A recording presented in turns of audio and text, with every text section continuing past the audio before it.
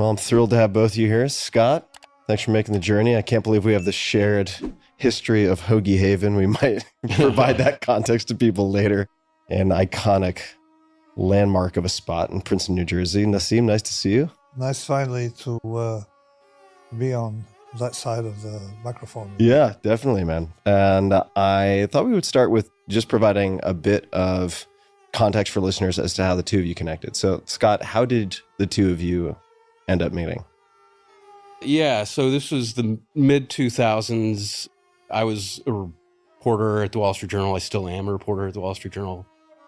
At the time, I was covering hedge funds, and there was, among the hedge fund community, there was this book that a lot of hedge fund managers like to talk about, sort of like this secret book that they were passed around that they said was really great. It was called Fooled by Randomness. So I read that book. I thought it was amazing. But a rumor among these hedge funds managers was that the hedge fund that the author of that book, Nassim Taleb, had run a hedge fund, but it had shut down. But nobody really knew the truth of whether it shut down or not. So as a reporter, that intrigued me.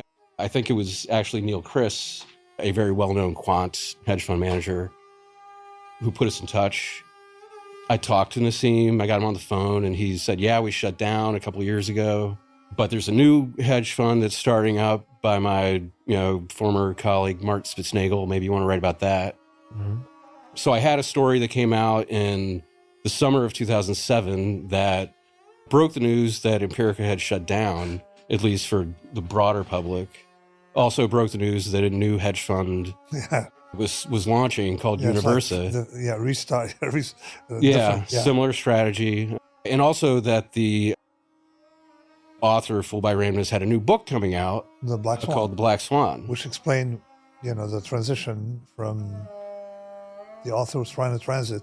I kept begging him. I tell him, no, I don't want to be known as a hedge fund manager. I don't want to be known as a financier. This has been a refrain for years with Nassim.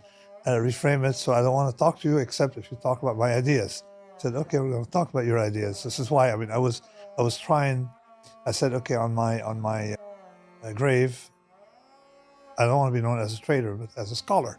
And I remember he's bringing back a portion of life, but it was at the right time because he contacted us right before the explosion of 2007. Yes. And there's a weird connection right there that I'll mention later to you, right? There is a very weird connection to me. And let me ask you, Nassim, what prompted you to make the transition? Maybe it was a long time in coming, but to decide ultimately to step out of trading or being active as sort of a player on the field? I knew I would never stop. And I still, in my late 30s, early 40s, I had time to really do something else. And I realized the following, that when I had a position, and it was, I could be involved in trading, but I didn't want to be the one flying the plane. See, as a passenger or as a co-pilot, maybe. At the time, I said, okay, Mark is much more capable of running this because he loves doing it, okay? And I liked the concepts and the ideas, but didn't like to follow positions. And because it was the minute I would be involved in the trade, it would inhabit me. So I felt that there's something in my brain that was slowed down by the fact that I had to worry about something else out of sense of responsibility. So Mark didn't have that. So Mark had... He could compartmentalize. It's not he could compartmentalize. He did nothing else. He was an interesting... He did other things, of course, on the side of the distraction. So he was a benefit. So I wanted to transit out. So I said, okay, I'll take some time off to finish the Black Swan, which I couldn't finish when I was trading, which actually I started before Fooled by Randomness. Okay. I started the Black Swan, and then I said, okay, I'm going to talk about randomness. So I got diverted into Fooled by Randomness. And then I finished the Black Swan. It was almost a 20-year thing. And I realized that I'd like to be a scholar who eats well, who trades once in a while with a sense of... I was like a military person who, has an honorary discharge to do other things. And of course, leaves the battleship to those who live for the battle. Right. Okay, so that was what happened, and of course the rest is history, as you know. But let me mention one thing that probably your listeners and viewers don't know, is that of all the people that have been on his podcast, I bet you I'm the first one you've met. It's quite possible. Okay, Yeah. so you're the first one. I met you before I met him Hmm. in probably 2001, 2002. Around that time. And the first time we met, we corresponded and said, oh, this guy has very interesting ideas about hacking things. Mhm. And then we went to a restaurant, I think on Madison Avenue, and we ate every single egg they had in the store. No? Yeah, I was a good deal larger at the time, and I was in growth so we mode. ate all the eggs. And for some reason, I mean, they were worried about us. Why? How could people, two human beings, eat so many eggs? So that was my first physical encounter. good We were eggs. corresponding It's- before and became friends. And there's an interesting scene that we had that I have in my mind when Lehman Brothers went bust. Mhm. Basically, after our, we about a year connected, afterwards. and then he followed our trade, and he wrote about it actually, about the quality of the trade and the promise of the trade that we're, betting on tail events before the Lehman crisis. Okay. And on that day, when the day Lehman went bust, I was on a plane in Comunicado. I land, and the first thing I got was an SMS from him because I was meeting you for dinner. And the second thing I got is news that Lehman went bust. Hmm. So from news from Mark that Lehman went bust, it was the two messages. And that night, I think they ran out of pink champagne in the house. We were with Seth Roberts, the late Seth Roberts, a very interesting person who also was studying hacks. Hmm. Fascinating guy. Yeah, really genuine, lovely human being, and we did consume vast And quantities then last of time, alcohol. the time before Romania, we met, it was at his funeral. Yeah. When he came in and paid for the bill surreptitiously, and I want to retaliate tonight. So you'll have the comeback opportunity with the bill this evening. And you're right. I mean, there are very few, maybe no other guests who've been on the podcast who predate us meeting in 2001, which is wild. And I was probably 30 to 40 pounds heavier in terms of muscle mass. I was all that Hoagie Haven. I was all that Hoagie Haven. I was a lot bigger at that time. I have many questions about Black Swan and also about the trading career, but actually a letter, which I'll come back to. I think you'll get the reference. But first I want to ask, just for a backdrop for people who may have no familiarity with quants, with betting on tail events. And you have this book, which covers a lot of these topics in depth. So you have multiple books. But in the case of betting on tail events, what is a tail event, broadly speaking? And then what are the different ways one can bet on tail events? And you guys can, of course, pass the mic back and forth. But what are the different styles or approaches to betting on tail events? The thing I would say before he launches that the point is not to bet on tail events. The whole idea of the Black Swan, everything. I've been telling everyone, every person I meet. It's to bet on disruption, on No, unforeseen. to not be harmed by silent risk. Mm-hmm. Okay, that's the idea. The first Right. thing is don't be harmed by it. Mm-hmm. But of course, given that when you study tail events, you say these people are ignoring these risks, so therefore Mhm. they're risk in the system that people generate and don't see. Mm-hmm. Hence, you can trade on it. And go ahead. I mean, Mhm. this is your department. Yeah, I mean, there's all sorts of different approaches. Mhm. And I think it's when you talk about betting on a tail event, I would say that, what Universa does and Empirica before that is I wouldn't call that a bet. Mm-hmm. I would call that a risk management strategy. Mm-hmm. And that, in a way, is what differentiates them from other hedge funds and traders who do what I would call, a betting, or taking positions based on a belief that something's going to happen. What Universa does is they are constantly taking on positions that will pay off massively in a tail event.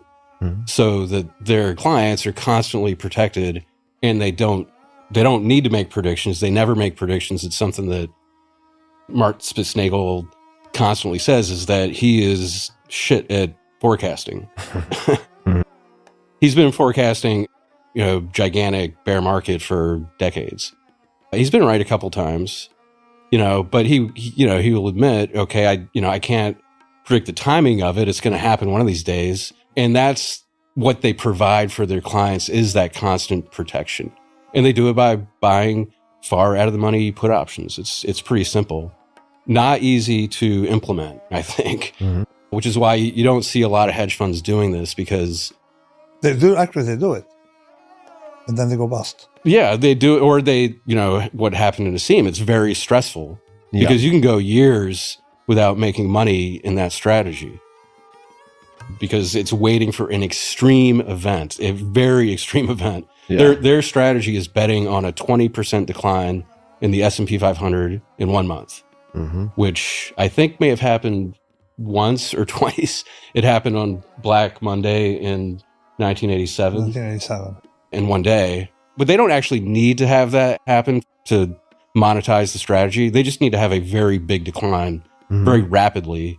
So that happened in 2008, happened a couple times in the 2010s, and 2020. It happened big time. So I imagine, it's for somebody who's running a fund like this, for you or Mark, that there's the watching the numbers and maybe that form of bleeding chips stress over time. But there's also, you have investors who probably in theory are very comfortable with the strategy, but who also panic or have other issues. The genius of Universa is that they managed to package a product as insurance that allows the investors to increase their exposure to the market. So the strategy in and by itself, positive, huge return. What's more interesting is that it was hedging something that went up. What did the stock market do since then? It went up like 30%. No. In total, since say 2007. Oh, since 2007, yeah, tripled. Yeah, it went up, say twofold, maybe. So it allowed people to have a larger position, larger exposure to the market than they would otherwise. Right. And also there's a cocktail of other strategies that definitely didn't fare well because they entail diversification away from stocks.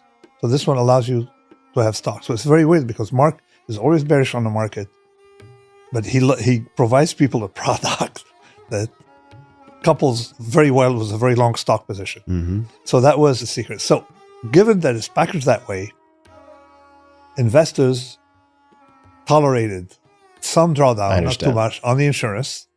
You see, well, looking at it, you got to look at it's an insurance versus the insured premium. Yeah. Exactly, versus the insured. Versus, hey, this is my differential P&L, and it's the same thing when I started trading option. You have an option hedged by stock, and sometimes people only look at the stock performance, and some people only at the option performance. And tell them no, it's inseparable. You see, this is called the delta, right? So that was how they manage. But the other trick is that you have to understand that we are one trick, or me intellectually, I'm a one trick pony. I think of nothing else but the tail risk. Everything's packaged around tail risk that I do intellectually. But Universa is a one trick pony. Only does one trade. So if you do only one trade, and for a couple of decades, believe me, you know the tricks. Right? You know how much to put on, not too much, not too much. You see the idea. If you do just one trade, and then people come to Universa and say, no, that's what we do. We don't do, won't you do this for us? No. It's like you're making Maseratis, right? And someone comes to you and say, hey, won't you make trucks? We don't do trucks. When we make bicycle, we don't do bicycle. All we make is one single item. That's it. One single size, one single, and that is the main criticism by others. Hey, the one trick ponies, and that's what we're proud about. That's the selling point. Is that we are one trick ponies. And whether in my work intellectually was worried about tail risk, or whether the implementation of Universa of their ideas, of Mark's ideas, one thing, just one single thing. So when you do one thing professionally, you develop some edge. Yeah, well, it makes me think of I'm going to butcher it, but there's a Bruce Lee quote which says, "Fear not the man who has practiced 10,000 kicks, but the man who has practiced one kick 10,000 times." Oh, there you go. That's how it goes. But let me come back to something that you said, Nassim, which was that a lot of these other shops who maybe attempted something they thought was similar went bust. What were some of the fatal flaws or mistakes that other fund managers made? The first flaw, and this I noticed in our days, that a lot of clients that had initially when we started Empirica were diverted into other funds who were actually mitigating the strategy by, instead of, say, you can't buy puts on the S&P 500, you buy puts that are cheaper in some other commodity. Mm-hmm. You see, and hope that they would correlate. So there was a dependence on correlation. So I know someone who actually went bust. Mm-hmm. They called overriding the strategy by buying puts on the S&P 500 and selling puts on the German index to collect more cash out of the trade. So that way you say, oh, we have more staying power. And his investors were proud. Till guess what happened? The German market went down, not the US market. The thing exploded, and they were out of business in insurance. Mm-hmm. So a lot of our competitors tried to mitigate the strategy. We were absolutely first. That's the other thing is that you notice with the players in Universa. If you met Mark, you'd understand it. Mm-hmm. There's no question. That's what we're going to do. We're not going to mitigate. No correlation, nothing. Just all we do is artichokes. That's it. We don't do nothing else. That's it. We don't cook anything else. We don't. No, we want to add mayonnaise. We don't add mayonnaise to artichoke. We will not add mayonnaise to the artichoke. So that was how. And in a way, I told you the long road, not the hack. We didn't hack the trade. The long road is the best. Yeah. So in a way, I started liking your idea of hacking. Mm-hmm. And until I discovered over time that basically all the things I've enjoyed doing were the things I reversed hacked. So in other words, take the long road. Like right now, last week, I did 17 hours of cycling. Mm-hmm. So that's a long road. That's not a short road. Whereas when we met, I was looking for shortcuts. Mm-hmm. The university have no shortcuts. Yeah. And he takes no shortcuts. Mm-hmm. So I've known you now for 15 years. I know I met you for 16 years. And I think that shortcuts. And it was very good that he wrote that book for one reason, to put some story and narrative around the idea of precaution and tail risk for society in general. Mm-hmm. And also because of fact-checking. That document, because a lot of these stories are legends of this has happened, this didn't happen. It was a perfect fact because he's fact-checking, reflecting, audited results and stuff like that. It was fact-checked. So sort of fact-checking the importance of tail hedging for society. So, and that to me is greater than that details. You know, it's just like having finally a document, someone who bothered to look at the details and went through a rigorous many hours of interviews, reviewing documents and double checking the facts versus anecdote. So what compelled you to write this book? Of all the things that you could write on, why did you choose to write this one? The birth of the idea of the book was in early 2020, and we all remember what was happening in early 2020. Mm-hmm. The world seemed to be unraveling.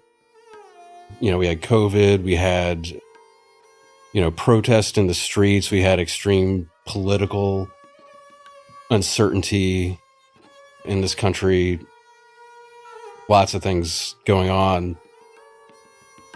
So the first thing that happened was in, April of 2020, it came out that Universa had posted a 3-month return of more than 4,000% on their positions, which was quite eye-catching and got a lot of news. I, reached out to Mark and was like, holy crap, how do you guys do that? So that happened. And then I came across a paper that Nassim had co-written in January of 2020 about COVID. And it was a glaring warning to the world that this virus was very deadly and people needed to take extreme precautions against what was coming. by social distancing, other things, advice to politicians that they needed to be very aggressive about this. And it kind of occurred to me, I'd known Nassim and Mark for a long time, and I thought, these two guys, we're in a period of extreme duress where lots of people are just kind of looking really bad. They're collapsing, they're losing money, they're making really bad decisions about COVID. Everybody is confused. These two guys seem to be coming out of this period of really, insane period, looking very smart. So I thought, what is it about their worldview that allows them to go into a period that makes a lot of people look dumb, look very smart? There's something about that, that can map from what Universa does to what Nassim does. And it's this view of the world of black swans, of extreme events, of being prepared for them. And know what class of events you should be prepared against. In other words, which know he had been where thinking they can about be for coming years. from. And pandemics, for me, was something I was working on since 2007. They even discussed it in the Black Swan. That what you have to worry about is a pandemic before a financial meltdown because of connectivity. We're no longer like in the 1800s where, you could have a crisis here and not there. Everything's so connected. And it's exponential. And that's in the financial world, and the same thing in the physical world. You see, the plague, the Great Plague, took something like 300 and some years to go from Constantinople to northern England. 300 and some years.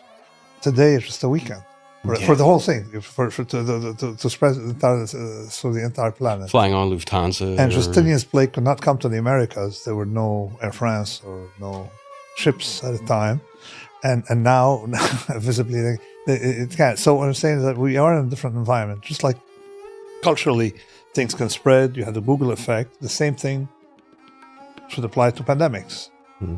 So this is why we were working on, Yanir and I and other people, on pandemics. And particularly a fellow who is probably one of the smartest people I've ever met, who was a head of civil service in Singapore at the time, and then retired later. And we were all obsessed with a great pandemic that would come. And we thought it was going to be Ebola. So, you had to worry about pandemics. And later on, I wrote a scientific paper, a scholarly paper on pandemics that I didn't really finish. And when a pandemic struck, we put it in Nature Physics. And it went counter. Nature Physics is a very prestigious, scholarly publication, and it silenced a lot of the epidemiologists who were like nitpicking, similar to economists, like nitpicking when you have these what I call extreme properties. And at the time, in early 2020, you had a lot of epidemiologists, even the WHO, saying we don't understand the nature of this pathogen. We need to wait and figure it out. The advice was, let's kind of like what's the movie about climate change? Don't Look Up. Don't Look Up. Where the president is saying, let's sit tight and assess. That's what the message was that we were getting from our health authorities in early 2020 was sit tight and assess. And that's a recipe for disaster.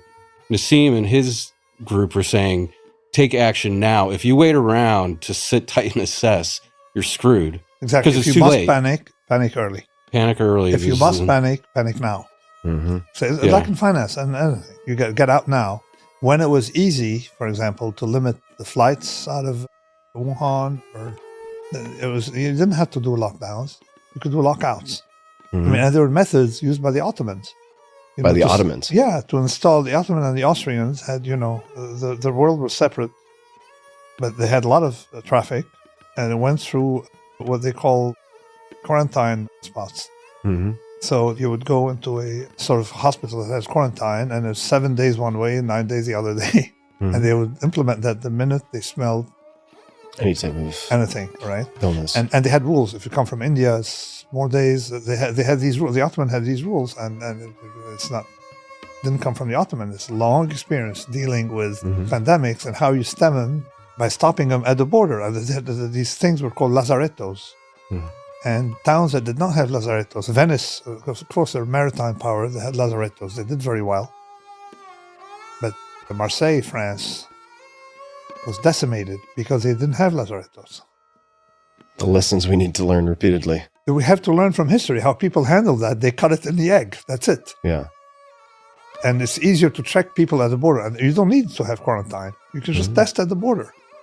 We didn't test the United States at the border until a year and 1 month into the pandemic. I don't understand. You have lockdowns, but you don't have lockouts. I mean, just test at the border. Just test people at the border. That would probably reduce. The fellow from Singapore was testing at the border. He said the way to control it is by knowing, especially testing people without they're being aware of it. And they started the first thing where you detect temperature before anybody knew about these temperature things secretly at Singapore. So it was. I guess really, they had a warm up with SARS, so they had the thermic. Exactly, they thermal had, cameras. but he's the one who started it, and they were doing it secretly before it became public, so people wouldn't take antipyretic drugs before landing. The whole idea is that you have to find fixes, and they're not complicated. And one analogy I'm going to give is the banking system. Is that the banking system, banks, monstrously profitable enterprises. They make money off of the float, the money you have left there, the check you didn't cash, all right, or stuff like that. They make tons of money. And guess what? They blow up on risks that bring them a tiny amount of money. You see, selling that option that explodes every 10 years by saying, oh, no, we're in a different environment, it'll never happen. So sitting on dynamite. So that tiny tail option is what cost the banking system. They lost more money than ever made in the history of banking in 1982.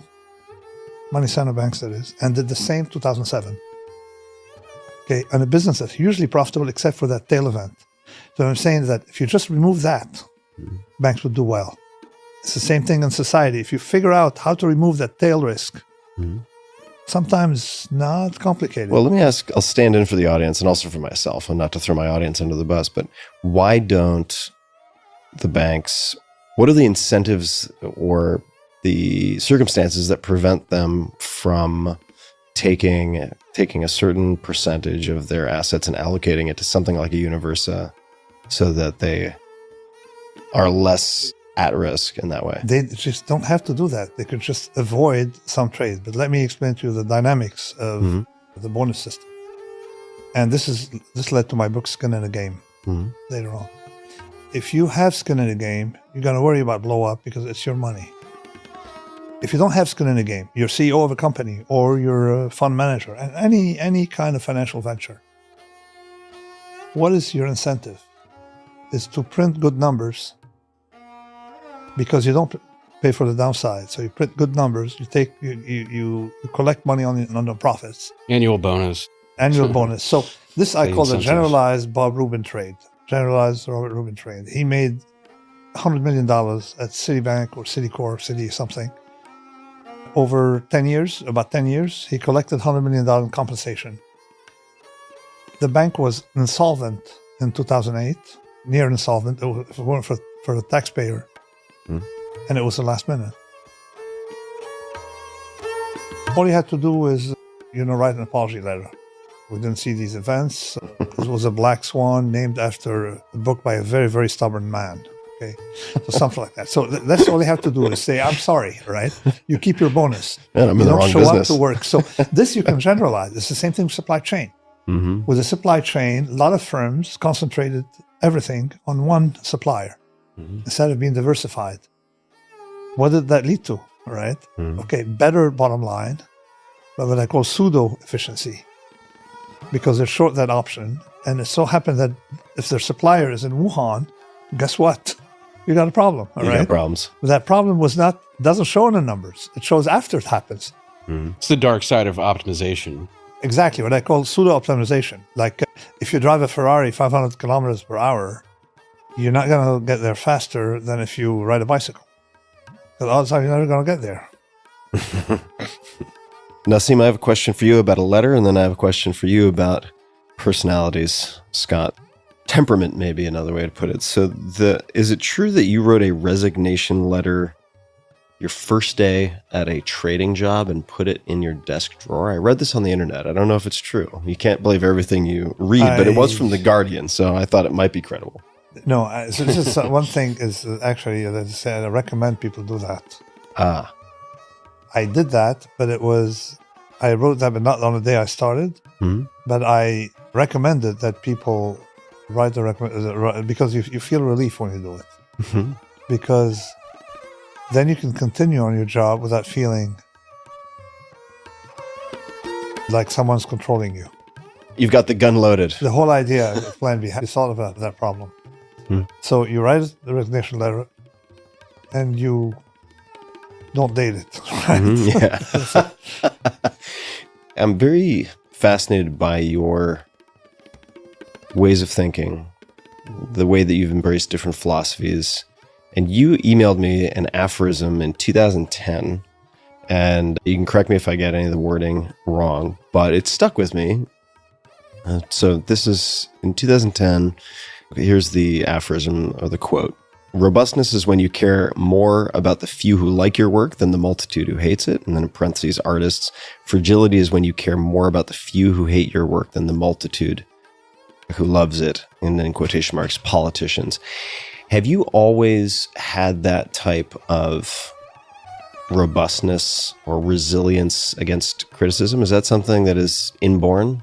Maybe because I was never really someone who took established ideas at face value.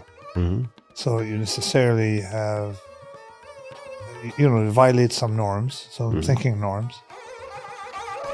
And often people protect those norms by, attacking your reputation. And I realized that while writing Fooled by Randomness, I say, hey, you're saying that what I'm doing is random, we're using the wrong models, it don't work. So they attack your reputation. So I realized quickly that it was time that my reputation was going to be under some kind of fire. And I decided that no, my reputation is how few important people or people who know something about the subject view me. Mm-hmm. And it's not like I don't care about my reputation. I only care about my reputation in some circles.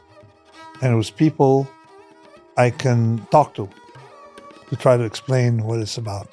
And it has worked out. Mm. So, but if you're if you have to go defend your reputation and you're doing the right thing,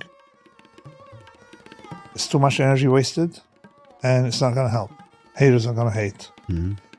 I think this resembles another aphorism inspired by Charlie Munger's. One of Charlie Munger's is that you want to be the most ethical person where people think that you're corrupt, or you want to be the most corrupt person where people think that you're ethical. Hmm. Make your choice and use it as guideline. It's the same thing. So, except that there's something in between, is that there's some people I care about, and I want them, to not lose respect for me. Mm-hmm. And of course, you start with your mother, your children, or whatever, your family members. But there's a lot of people on the planet, and I care about my reputation. But in these circles, not with the general public. Mm-hmm. So it allows you to take much, much more aggressive positions, which I've done over a long life. And Mark, for example, has a lot of enemies. Mm-hmm. And they're going to pick on something, and we don't care. So you're doing the right things. And how do you know you're doing the right thing? If people you respect approve of your action, not if the general public does. So that segues to my question for you, Scott, which is in the process of doing all of these interviews and interacting with these various players on the field, these sort of practitioners, these investors, and so on.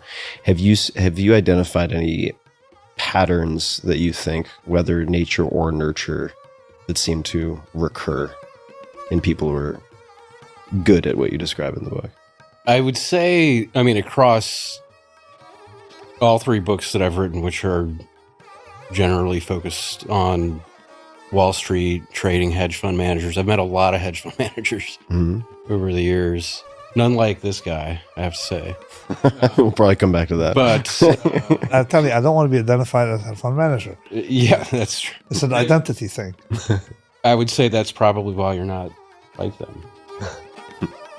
many are very focused on making a lot of money. Mm-hmm. That's a very common trait. I mean, Mark, he talked to me about how, he grew up in the 80s. He identified with the, Reagan era. It was a time, Wall Street, greed is good. He told me, he's like, did I have a little greed in me? Yeah, I did. It was the 80s. He grew up in a family that was kind of, his father was a minister in a church. He was sort of a hippie, didn't believe in pursuit of wealth. Mark took the exact opposite view of that. And that was constantly something driving him, was the desire to make money. Mm-hmm. A lot of other hedge fund managers I've met over the years, they have that drive. And it's something that many people look at these guys and think, you're worth $1 billion, you're worth $2 billion, and yet you're a maniac. You go into work every day and just go, crazy. You drive all your employees crazy because you want to be richer than the next guy. Mm-hmm. I don't think Mark has that, quite that sort of insane level of greed as some do. I've met Ken Griffin, Mm-hmm. the founder of Citadel, a disciple of Ed Thorpe, who we talked about, we might talk about later. Cliff Asness, who is a stark enemy of friend initially. Initially a friend.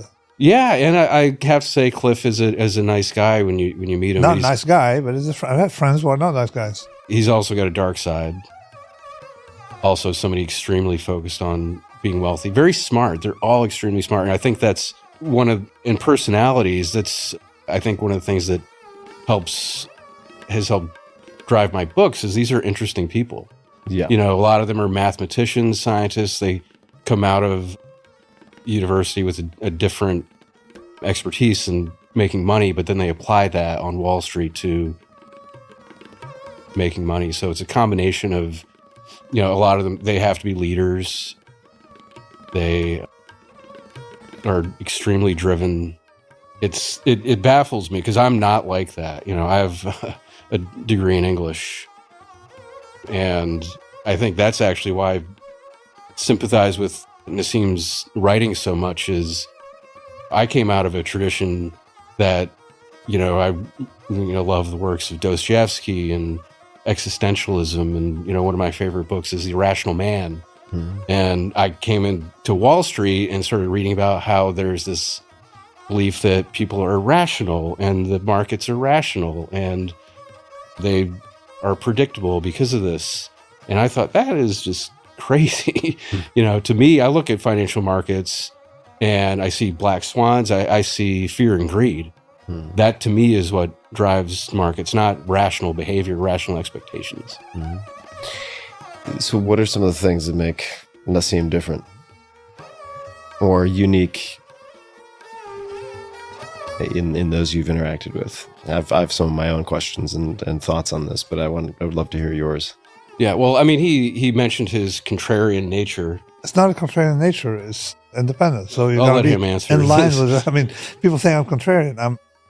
I'm with the conspiracy theorists on many of things. I'm against them on many other things. Mm-hmm. Some are just contrarian because they have a father problem.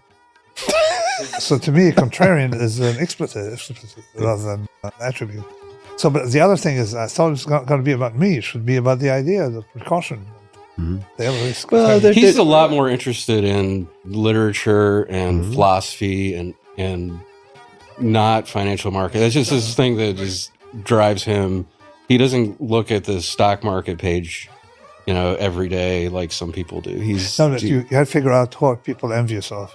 Mm-hmm. So, if you're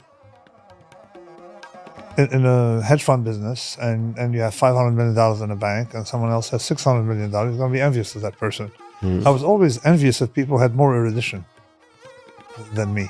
Mm-hmm. Okay, so more erudite. Mm-hmm. And you realize that's what makes me tick, is I don't want to. So you feel it's not, being envious is not good. Mm-hmm. But at the same time, if you figure out who you tend to envy, mm-hmm. it's not, I don't believe in this, say, people having enough. There's someone, you're from East Hampton, mm-hmm. the fellow who wrote Catch-22. There's a lot of interesting folks out there. Yeah. Yeah, he met a financier at the time for hedge funds. Mhm. And the financier said, what is it that about you, because he was an author, a very successful one, what is it that distinguishes you from me? You know, look, he told him, I know the meaning of enough. Mhm. So in other words, you know your upper bound. Mhm. And effectively, I don't play that game. I say, there's a meaning. I am literally, and I say envious of people who are erudites. Mhm. Like if someone knows Latin very well, I'm envious. Mhm. If someone knows Sanskrit, I'm envious. Right. So and I discovered that early on. So I made money on Wall Street because I wanted to make money on Wall Street, but I didn't think it was worth the effort. Mhm. And luckily, it was a combination with Universa, so I had so much leverage with Mark doing all this stuff, so the spillover on me was more than satisfactory. So I have, knock on wood, a lot more than I wished. So part of the reason I'm asking, we're talking about the ideas, but the person who's acting as the vessel or communicator of these ideas, the developer of these ideas, is integrally related to, I think, the sort of totality that I want to explore. So part of what interests me about your story and your thinking is how various inputs have impacted your thinking around not just markets, but other things. And so, for instance, like the Stoics and the Seneca the Younger and so on, or other philosophical inputs, did those come early and then aid you think, in your career when you were active in the markets, or did those come later and you sort of always had a deep interest, but were able to explore them at a later point? It's actually, I started liking the Stoics, and those people I've talked about, I liked them much early on in my life. Mm-hmm. But I went overboard for every idea I've had, I did the exact opposite of what one should do. Is like, if you had an idea, say, oh, I had this idea, right? Is go look, because I don't consider myself so different from others. Mm-hmm. And then particularly when you look at history, so many tens and thousands of scholars surviving works. So I went back and figured out of these scholars, who had similar ideas or who preceded the ideas. Mm-hmm. So, and who started thinking like that. So I went into the empirics, this Eastern Mediterranean, Greco-Levantine, Greco-Roman, mostly using Greek language thinkers. And then, of course, into others about this fundamental skepticism, because I noticed a lot of people are skeptical, particularly conspiracy theorists. They're skeptical of small things, but not about big ones. All right. And so they get taken for a ride. It's find me a conspiracy theorist or find me someone who's naturally skeptic of all things, and I'll show you a turkey. You see? So I wanted to find people who are fundamentally skeptic, being skeptic about important things, not about small things. Because what would be an example of a big thing that they would be skeptical of? I wrote a paper, it never ended up in a book, on the stock market and religion. Right? It's called The Bishop and the Economist. and I said that those who are skeptical about the existence of God and non-existence of God, skeptical about religious matters, typically tend to be complete suckers when it comes to stocks. They believe in the stock market or believe in some kind of pseudoscientific theory on whatever it is. Okay, so they believe in, but they don't believe in religion. Mm-hmm. And the reverse, all right? And people who are religious, typically, they're harder, and there's some research on that. There's a guy called Bar Halahmi, I think, who did some studies about skepticism. People go to religion about affairs, skepticism where it matters. And I wrote about it, I think, in the Black Swan, so skepticism where it matters. And I noticed that a lot of these big skeptics were not skeptical of God and things you can't do anything about. They were skeptical of the charlatan. They're skeptical of things, of someone trying to take advantage of you. Mm-hmm. That's where you should exercise your skepticism. Among the great skeptics, there is a Bishop Huet. He was probably one of the second most erudite person of his time. Second most. There's a guy called Scaliger. The guy is phenomenal. He could translate into Arabic. He was Roman, authors Latin authors, and vice versa. Oh, wow. Scaligeri. There are a lot of it's Pierre Bayle. Pierre Bayle has a lot of works. He's one of those skeptics. Hume was one of those skeptics, but these people preceded Hume.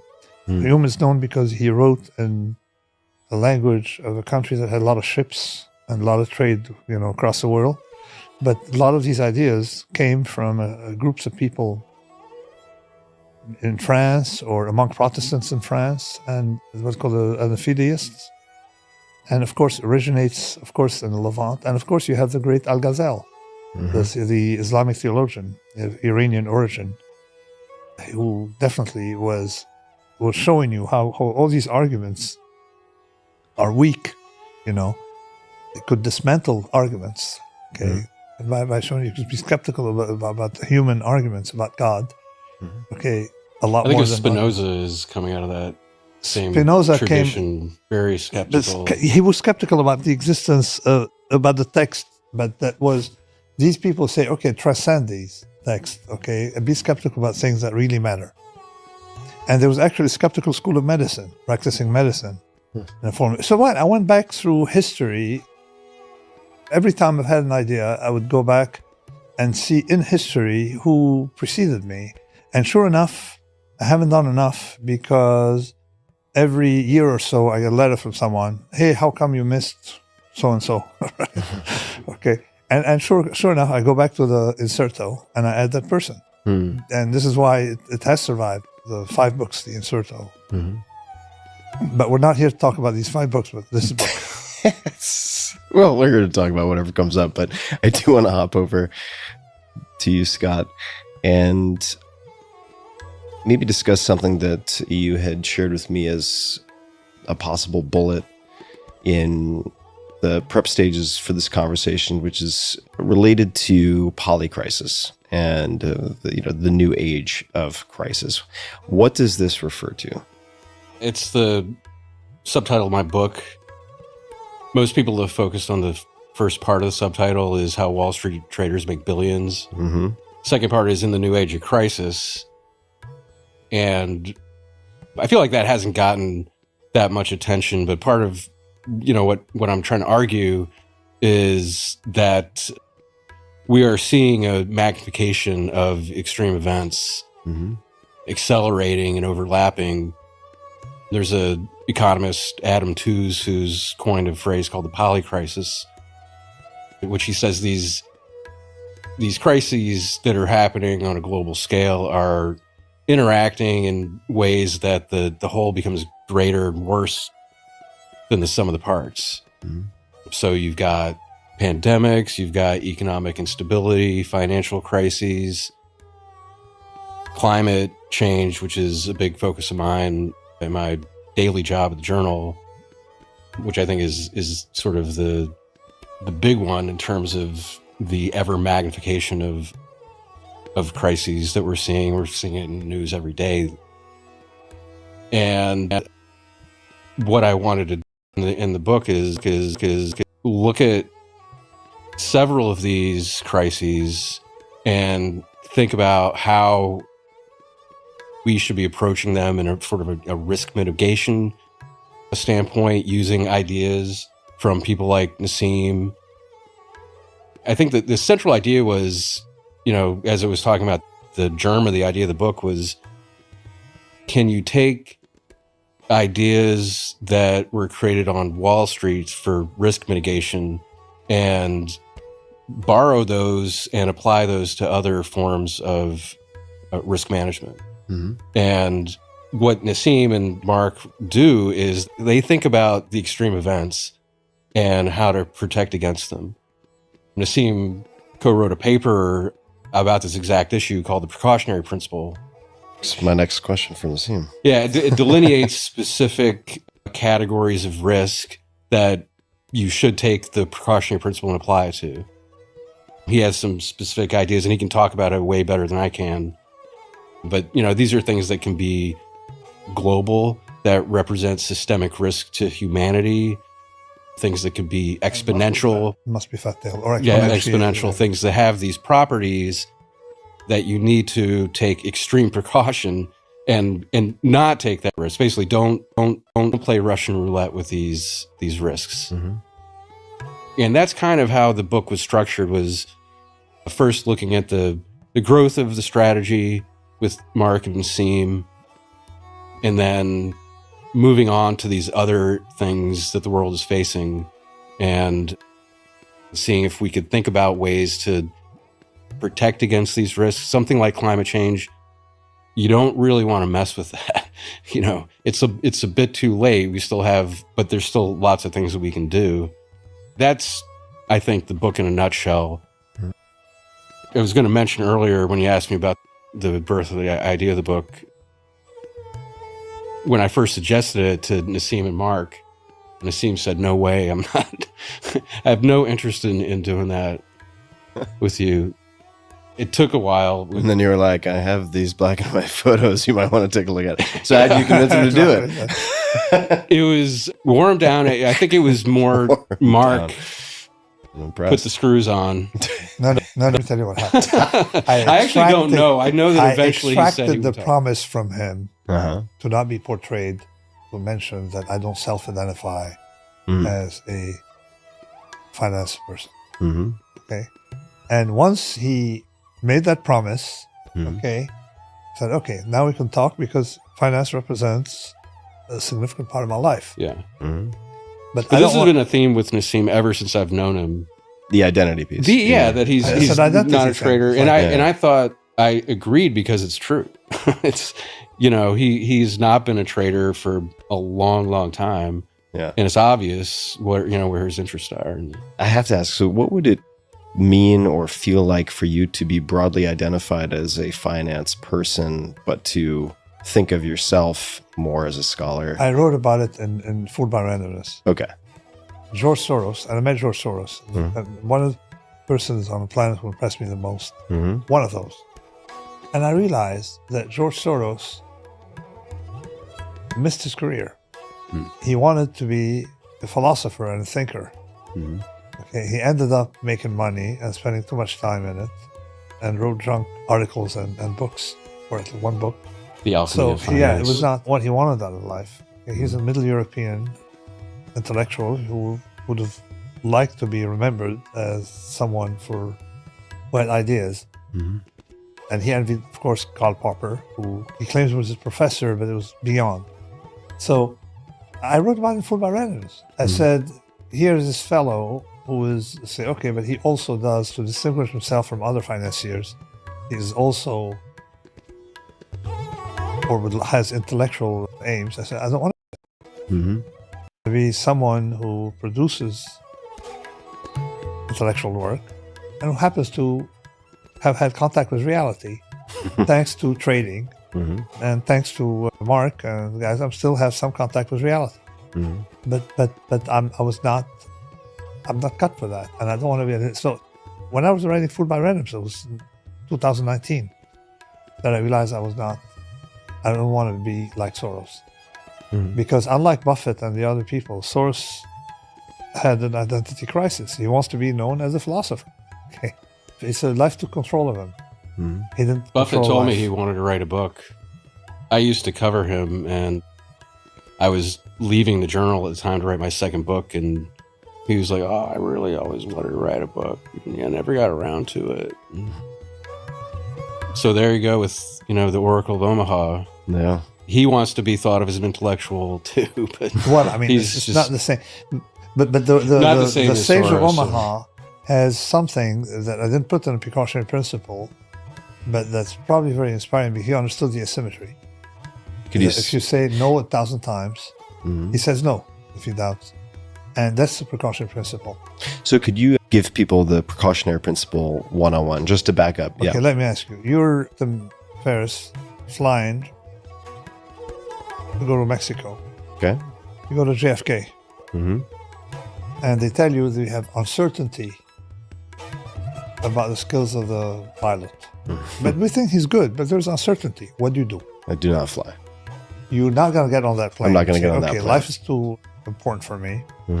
You can take a train, you walk, maybe you ride a bicycle, take a few months, but you're not going to get on that plane, right? You change your plans and say, okay, there are other plans or other countries too, and other planes. So that's Warren Buffett and his investments. And that's my principle, the idea that there's an asymmetry. Is that there's what uncertainty about certain things is not good. So the climate, for example, if you have uncertainty about the climate, stop these models. All right, just don't pollute. You got, or try to use something else.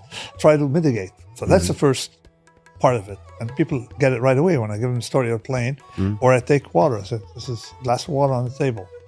There's no evidence that it's poisonous. Would you drink it?" I mean, the wording would spook me. There's no evidence that. So, but when you tell them, hey, you should worry about GMOs, they say there's no evidence they're harmful. Yeah, but there's no evidence that they're not harmful. Okay, so the asymmetry, where you put the burden of the asymmetry on, that's the precautionary principle. But then what we did is we noticed a lot of people. In fact, it was a counter precautionary principle because a lot of people were invoking it for nothing. To say we're going to have a non-naive precautionary principle by delineating the areas where you should exercise such precaution systematically as a planet or as a communal group. And what are they? Number one, you need fat tails. Now, what does fat tail mean? Let me explain to you. Let's go to planet Mars. Okay, Elon would help you get there. You have connection. Yeah. And you have no news from Earth. And then on the way back, you hear that 1 billion people died. Okay. Which one is more likely to be the cause? Ebola or car accidents? Ebola. Now, but on a given day, you hear Joe Smith died today. What's more likely, Ebola or a car accident? Car accident. Car accident. There you go. That's fat tails. Fat tails. You have to identify, you do things backwards. If you hear of a big thing, where did it come from? So you identify, and you hedge against these. Okay. So they have different dynamics because they scale differently. So in the Black Swan, I show the difference with the following metaphor. There are environments where you may have a large deviation, but it's not going to be consequential because it can't be very big. So if I take 1,000 people and put them on a scale and add to that sample the largest human being you can find on the planet, how much of the total will he or she represent? Say it's 30 basis points, nothing. Okay? Yeah. And then if you go from 1,000 to 10,000, dilutes completely. So you can have a tail event that's not going to be consequential. Extremistan is different. Extremistan, if you gather 1,000 people and add to that sample the wealthiest person on the planet, how much of the total will he or she represent?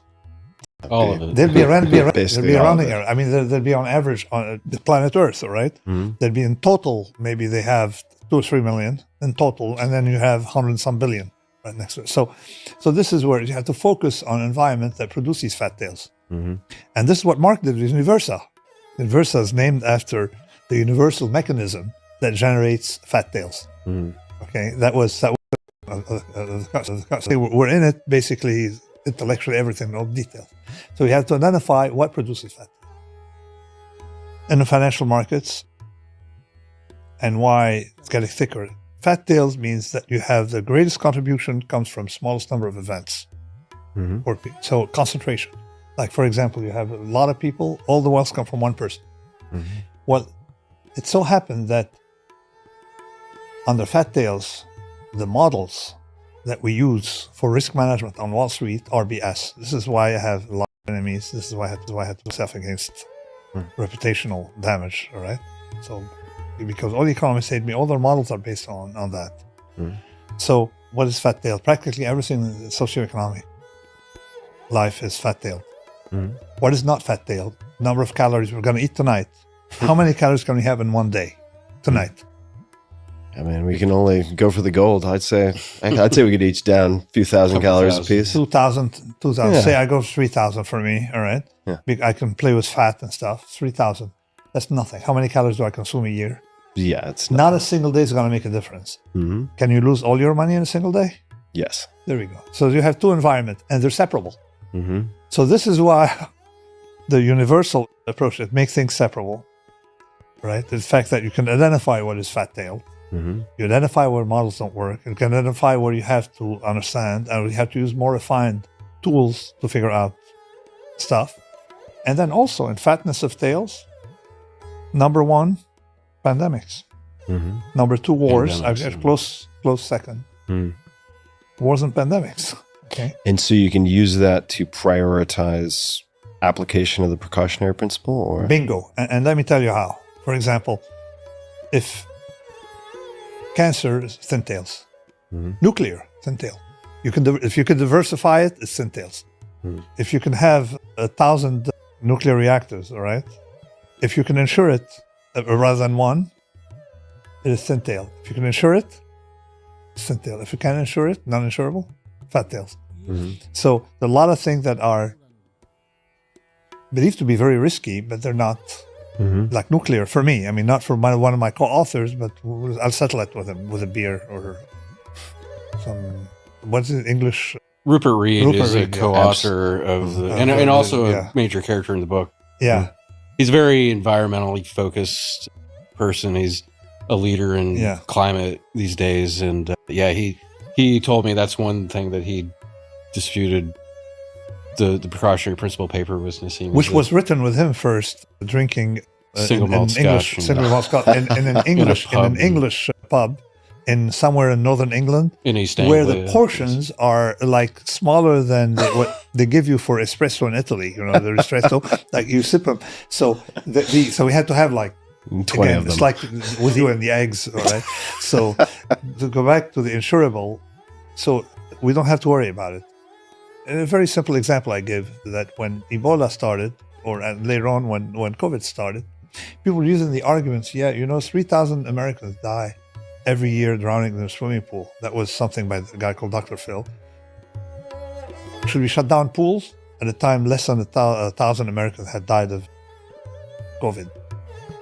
And then I presented the following argument. I said, if I die drowning in a swimming pool, the odds of my neighbor drowning in her or his swimming pool has not changed. Mhm. If I die of COVID, the odds of my neighbor dying of COVID has increased. Mhm. So you have that transmission that makes it fat tail. Mhm. You see that mechanism of transmission. So this is why you cannot compare, as basically the press in the beginning, the so-called established press, Mhm. was against our ideas Mhm. because it was racist against China. They could not distinguish between risks of car accidents and heart attacks and risks of things spreading. If transmission. This is why, for example, I am in favor of vaccines, the risk is thin-tailed, Mhm. and I'm against GMOs because they spread in the environment. Let me ask you a question so I better understand. So with the precautionary principle, with the example that you gave of the water, there's no evidence to suggest this water is Poison. poisonous. In my mind, I was wondering if somebody could use a similar argument against a new vaccine. Let me tell you what. The problem is with the vaccine, there are two things. Number one, if someone takes a vaccine and you have part of the population that doesn't have the vaccine, it's not affected. But there's something more central here. You're comparing two risks. Mm-hmm. We have COVID versus a vaccine. Right. So you have to compare, and we know a lot more about genetic stuff in an individual than we know about how genes spread in a population. Mm-hmm. And that vaccine story, basically in the beginning, say, why don't you exercise the precaution principle? I say, I have to worry about a lot more. In comparison to comparison what? to that. Plus, very quickly, after about 1 billion people had jabs, I was initially skeptical about a vaccine in the sense that let's wait and see. The story is, are there other ways? Because I'm really worried about COVID, and people don't understand that the argument they use exposed COVID is much more dangerous than you think, and the vaccine is what made it tolerable. Mhm.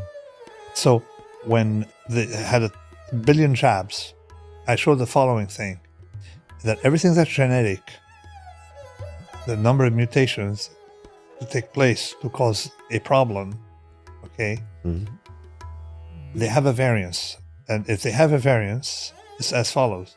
you would see already in a billion people, because there's so much scrutiny, you would see that tail risk. Mm-hmm. To give you an example, Hiroshima, okay, they say on average took 10 years or 8 years, whatever, to get cancer. No, we saw it in 3 months, 4 months. Mm.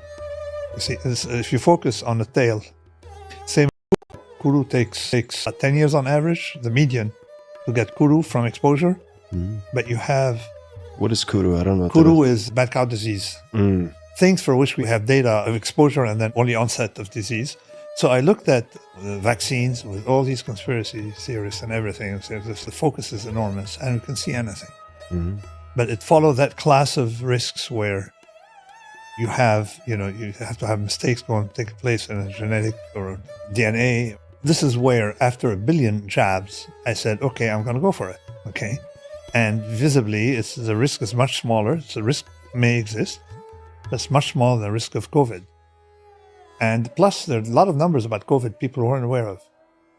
Number one, something that people didn't think about immediately, is that COVID raised the risk of death, your multiple of deaths, across, beyond the age of we don't have much of an effect for younger people, or we don't think so.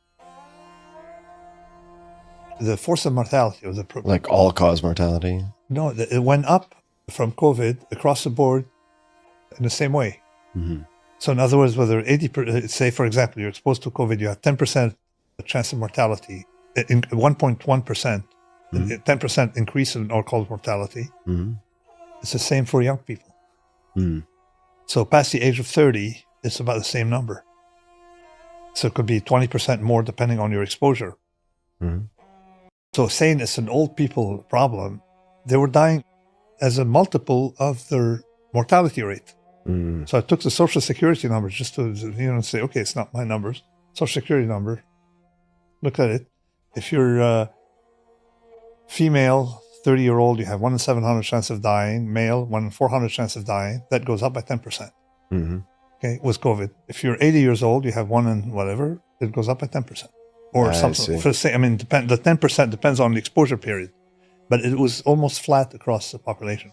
Mm. So I said, okay, do you want to increase your children's chance or young people's chance of death by X%? Mm. Plus the effect it has on years lost and life expectancy is much more dramatic for a 40-year-old than it is for a 90-year-old. Mm-hmm. So this is how I looked at it. And of course, by then we had 8 billion jabs. Yeah. So we had the answer. How do you think about, say, GMOs? This is something I actually don't know much about, but in terms of the precautionary principle and risk assessment, how do you think of... I mean, a vaccine is to counter a disease. GMO is just like manipulation. People said, they'd always manipulated animals, all right? But that's not true. It's sort of like there's a difference between flying and walking. Mm-hmm. Okay, and the risk you can encounter. You see, the GMO, the way the gene would spread through the environment. It's like an uncontrolled spread. Uncontrolled spread is fat-tailed, whereas selective breeding is very slow. Yeah. As Rupert Reed said, he cited, I don't know who said, that if your horse is blind, make sure you ride it slowly. And so there are two classes, like mediocristan, extremistan. Mediocristan, like calories versus extremistan, stock market. Mm-hmm. Selective breeding versus GMOs. Mm-hmm. I mean, you're jumping so many steps with GMOs. So it's a different class of risk. Right, because of the risk of uncontrolled spread. Exactly. And then you have a blight that spreads, like COVID did, the whole planet. And we're much more connected than before. Mm-hmm. So I said you can do it. And plus, they have never done a proper risk study on GMOs, on the environment. Not one.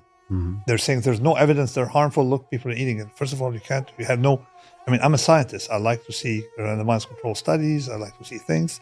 I like to see something a little more formal than claims. And then you don't realize what happened. No matter what you say about Monsanto, I think would be an underestimation of their evil attribute, because they really wrecked science. Mm. Because they had groups of people who would go and intimidate scientists and people on a salary. scientists are so afraid of losing a job, losing a postdoc position. They would contact your boss. They would contact practically everyone. They did that to me, but visibly. It was like water on a duck's back. Why'd they do it to you? Hundreds of letters to the university. Because of your commentary on GMOs? Because Exactly. of the precautionary Because of that principle paper. paper. Paper. Mm. And then somehow I used the R word in the past.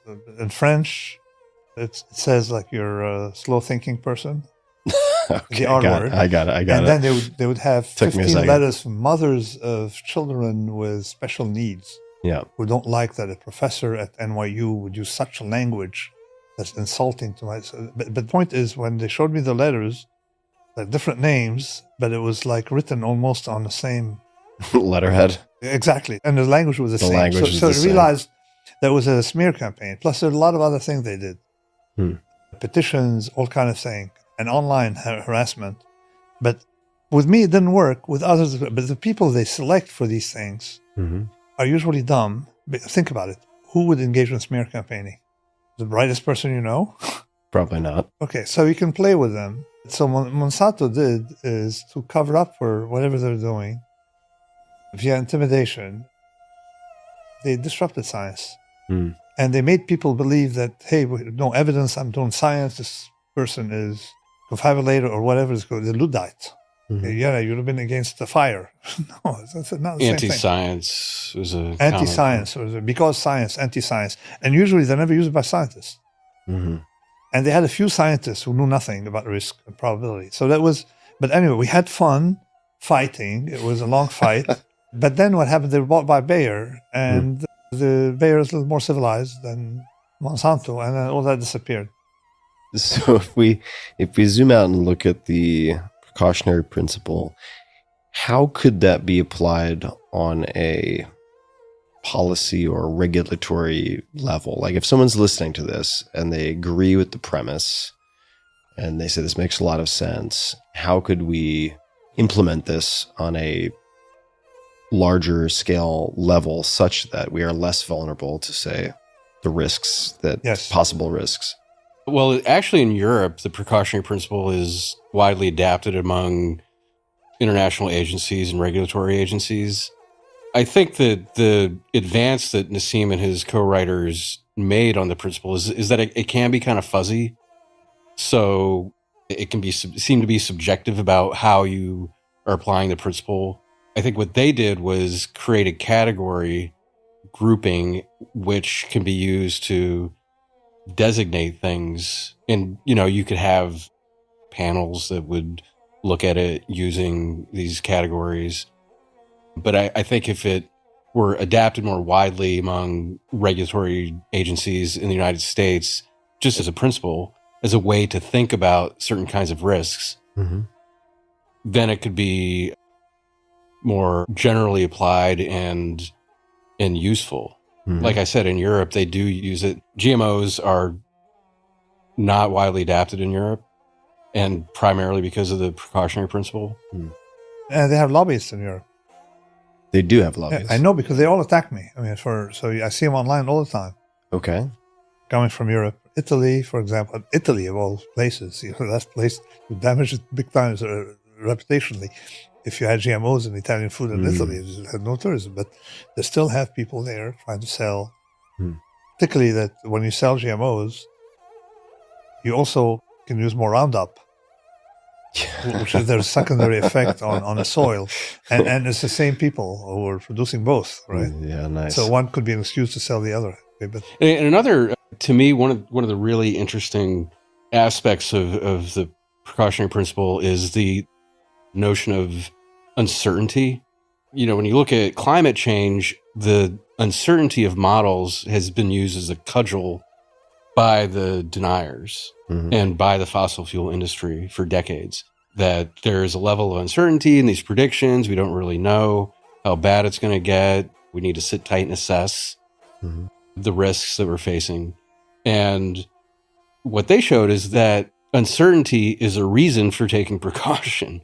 Because if you are uncertain about the potential future destruction of or massive degradation of the biosphere, because of polluting it with carbon dioxide and methane and other greenhouse gases, maybe you should stop doing that or realize that you're actually taking a risk. You don't know what the risk is. Mm-hmm. So uncertainty is actually a reason for precaution rather than just throwing caution to the wind and just saying, well, we don't know. So, what the hell? Let's just keep going. Ironically, what happened to me the first time I formulated the argument, it's actually in the Black Swan, 2nd edition, and I was with David Cameron on stage. Mm-hmm. And I said, we have uncertainty about these models. So avoid these models and just don't pollute. Mm-hmm. The paper I later rewrote with my friend Yanir and others by saying the more uncertainty there is in a model, the more you have to be. It's just like the more uncertainty you have about the skills of the pilot, the more cautious you should be. Exactly, you should take another plane. So what happened the next day, 20 newspaper articles in the UK calling Black Swan author is a climate denier, trying to convince Cameron. So it probably had a cottage industry of modelers who would be out of business if you follow these principles. So it's not like we got a lot more heat from the left than from the right. But why were they calling you a denier if you said... They used me verbatim without following the whole argument. Mm-hmm. And they say, well, he said that. And I basically named them by names, and I went after every one of them, 20 journalists. I wrote to every journal, explaining to them what I said. And I say they cited me out of context. And I wrote a chapter in Skin in the Game about how one should debate. An honorable debate was where you represent the person's opinion, like what Karl Popper would always very faithfully represent the person's position, and then attack it. Whereas they were taking selected cherry picking and then creating a straw man argument. Exactly. And as Fourier would say, give me a letter written by an honest man and I'll get him hung. So the problem that you have with the climate is that a lot of people have an interest in complicating the story. In fact, you just say, okay, let's forget about fossil fuel. Let's pollute with other things. Just like I say, if a drug is dangerous, I use half of that drug. The dangers and the dose. Sorry? The dangers and the dose. It's nonlinearity. We put that in the precautionary principle. The nonlinearity, the convexity, that's the theme of Anti-Fragile, the convexity. So you're constantly dosing the atmosphere with carbon dioxide. You're going to end up with a very bad outcome eventually. Exactly. Let me give you an example to go back to before when we were talking about when I used GMO versus selective breeding, tell you why speed and fragility. And the example I use in the Anti-Fragile. If I bang a car against a wall at 1 mile per hour 100 times, it's not going to be the risk of you're banging it once at 100 miles per hour. Right. Okay, so this is where if you have acceleration of harm, like if I jump 10 feet, I'm harmed more than twice than if I jump 5 feet. So we showed where in the presence of acceleration what to do. And that part of the paper was never understood because people don't understand convexity. Although Anti-Fragile is currently my most successful book. It's read more in 2023 than it was in 2013, the second year publication. So same with Black Swan. I know Black Swan is read more now than it was a year after publication. But in spite of all of these arguments being presented, people couldn't grasp our paper. And I discovered why. Something I figured out only recently.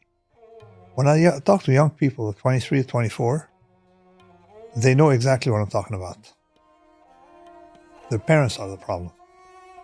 So what is convexity? Just to refresh. Okay, so, and again, we're going to talk about Universa or other things embedded in a Universa story, but that the convexity is if you make more, if the market goes down 10%, you make $1 million.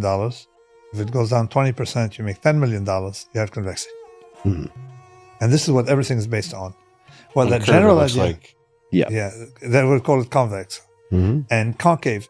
Probably the best illustration is how we fared in 2007.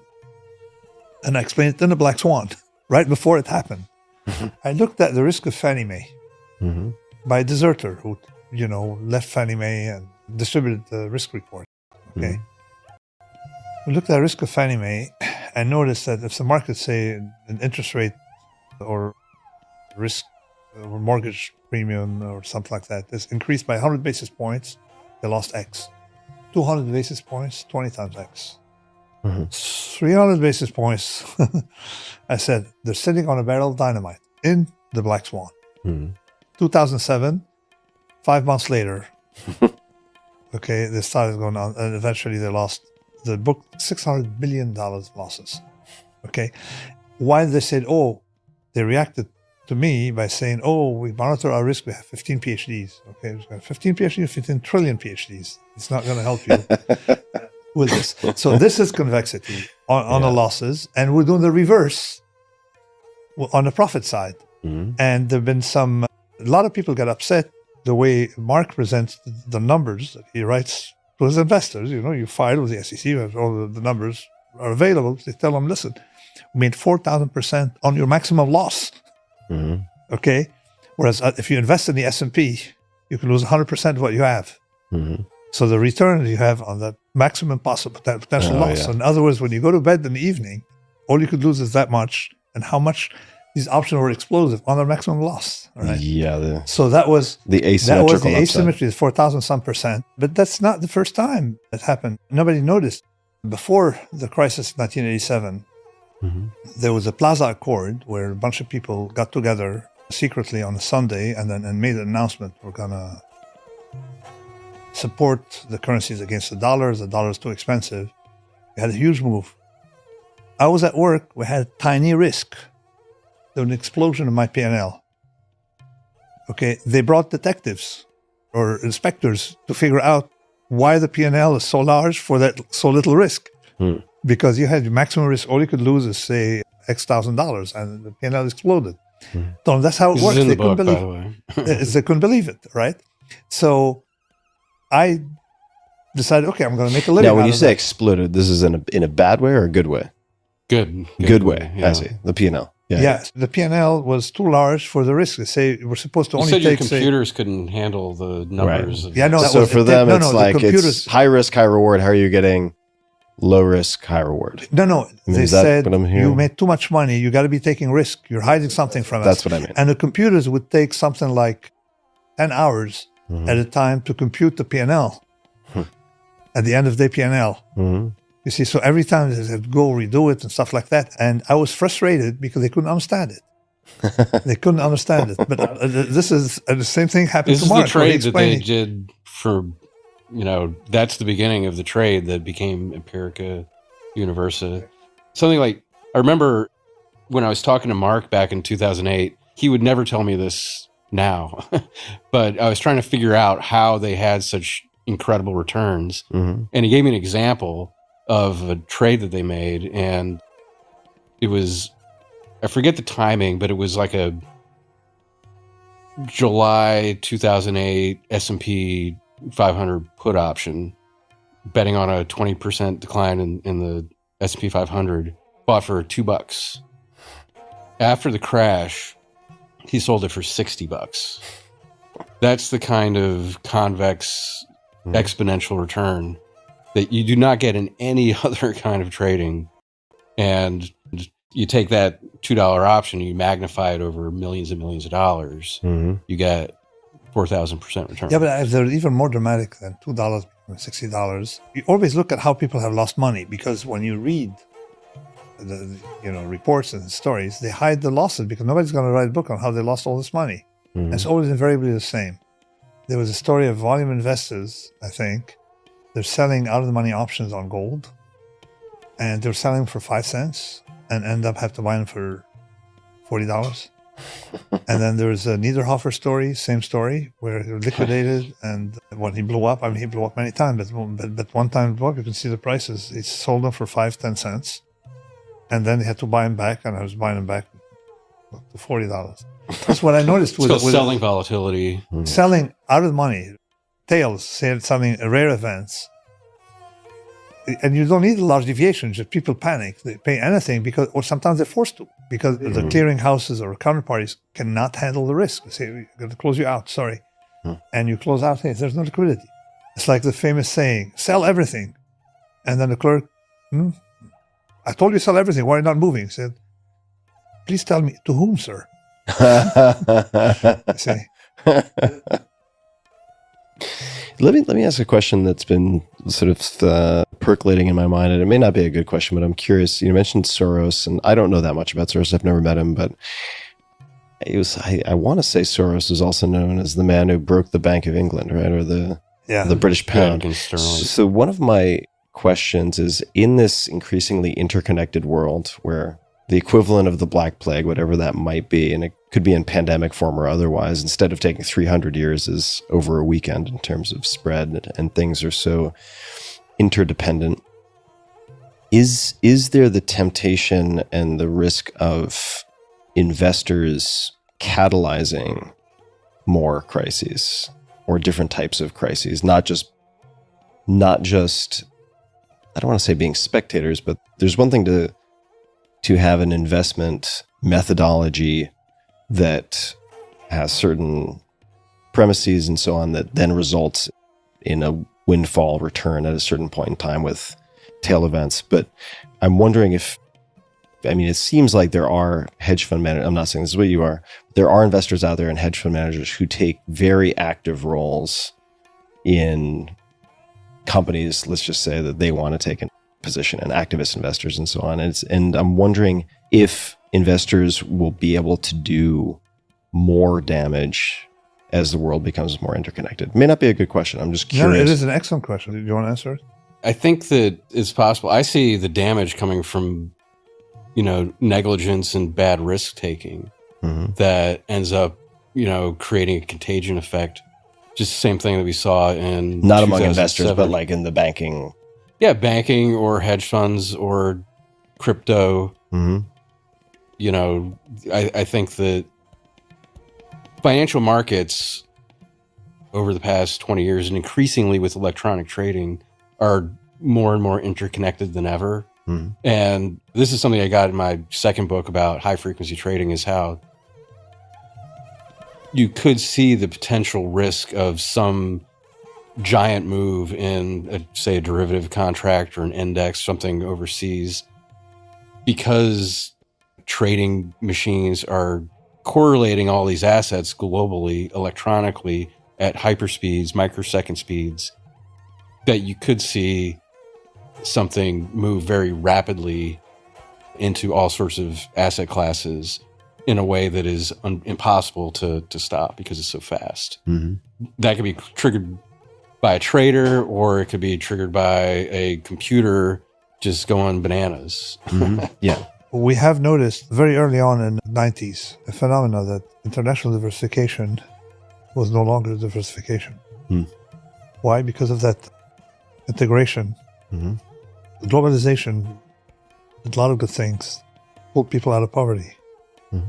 But a lot of things happened with it. Number one, you can't diversify anymore because if stocks collapse here, as we saw in 87, collapse everywhere for large deviation, and now for mild deviation starting in the 1990s. And also, the funding disappears everywhere, or it comes everywhere. So this property of globalization is similar to the one that came with it, is that we're going to have shortages and then gluts. Now we're in a phase of in between shortage and glut. But shortages can be very deep, where containers go up 10 times, container shipping, container, and you're going to have a lot of the reverse happening because I've never seen shortages without gluts. I've seen gluts without shortages, but never shortages without glut. But they're very deep. We didn't have that before. We all depend on the world's getting bigger and bigger and bigger, but it's like a large movie theater with the same door. You see, it's the size of the door that matters when you want to get out, not the size of the theater. So the supply chain is narrow. It's got narrower. Now probably will expand and branch out and will have a better networks.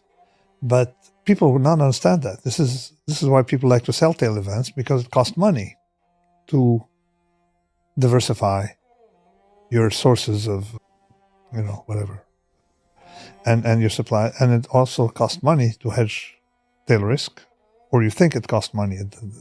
You have the illusion.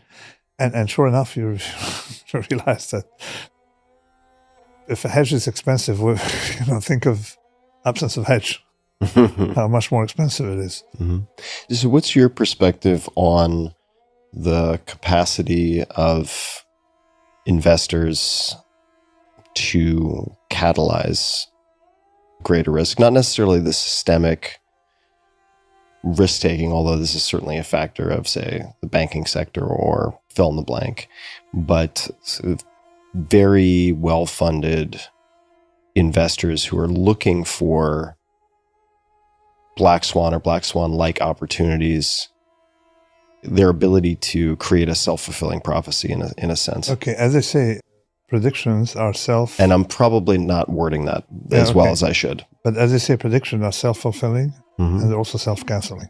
Mm-hmm. See, early on, the self-fulfilling, people get on that bandwagon, and then sure enough, that's how sort of the glut takes place after the shortage.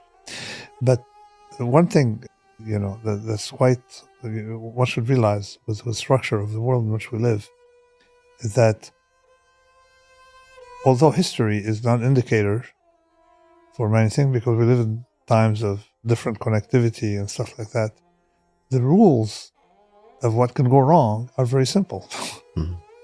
You see, it's like as with pandemics. Okay, the Ottomans and the Austrians figured it out, or Lazarettos. Okay, simple, right? The Venetians were expert at it. Okay, the rules are very simple. There are not that many of them, and when we talk about precautionary principle, a lot of people have the illusion that it multiplies into zillions of regulations. No. One comment I would like to make about the regulators, like European regulators, they're great at being regulators. In other words, they regulate for pleasure. And if you put 200,000 people in Brussels, of course they have great French fries and beef tallow and whatever, and duck fat, whatever. But at the same time, what comes with it is these people are going to regulate you out of existence on things that are trivial. They like to do the trivial because it's easier to sell. So they regulate vacuum cleaners, right? How much energy should be, or the speed of your windshield wiper on a farm tractor if it has a windshield, that kind of things. But they can't control the borders. And they didn't think of COVID. Of all the people we spoke to, because a lot of people try to talk to me about risk, thinking that, that you should talk to someone like me about risk. Okay. And usually I get upset because, hey, where's the next black swan? You're not getting it. The Singaporean government, because they didn't fare very well with COVID as much as they did before. I think maybe because my friend was gone or something, but they knew, they said, okay, what can go wrong? And let's reverse engineer our hedge. You see, sort of like the reverse of what you think, and build things in a way to withstand that kind of shock. Are there other examples outside of Singapore? I'm very interested in Singapore, and I guess who is it, Lee Kuan Yew, and the entire story of Singapore is pretty wild. Any models or leadership outside of Singapore, not necessarily related to COVID, although it could be, that you think does a good job of applying precautionary principle or working backwards in the way you described? All traditional societies, or traditional communities, like Italy would resist GMOs. And although people online may say, oh, this is anti-scientific, they know it's not, science is not about that, for example. So it depends on which domain. There's some domains, some people are good at some domain, not others. Like Russia was very good at some classes of risk, but not visibly at others. Depends on countries. Like Italy got paranoid about nuclear.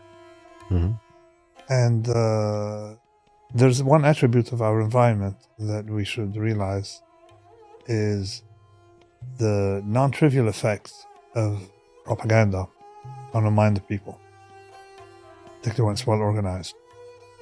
The KGB was not very good at spying, we discovered, but was very good at disinformation.